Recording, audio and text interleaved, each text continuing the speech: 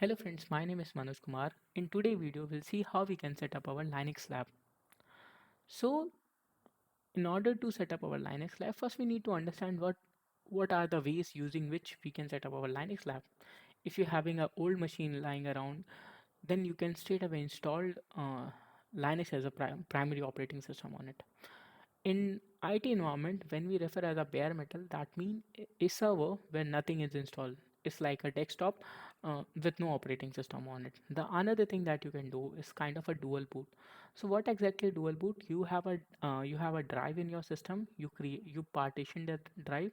Let's suppose you have 500 GB of drive. You partition as 250 and 250 as a two separate drive. In one drive you install your Windows OS. In another drive you install your Linux OS. So that is known as dual boot.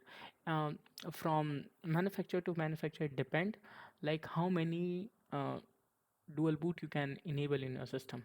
Okay. And the another option is the virtualize environment. Like you can create a virtual machine in your existing system. There are few tools available in the market like VirtualBox is there, VMware, Fusion Player is there, using which you can create virtual machine, and I highly suggest you to go with that route. And we have also option for the cloud.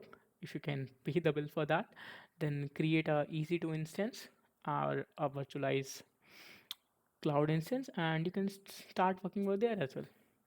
So now let's talk about tool. So basically you need few tools. The one is VirtualBox. Why we need the VirtualBox? Using the VirtualBox, we can create virtual machine in our system. You have to go to the download and you have to choose the operating system as per your requirement. Okay.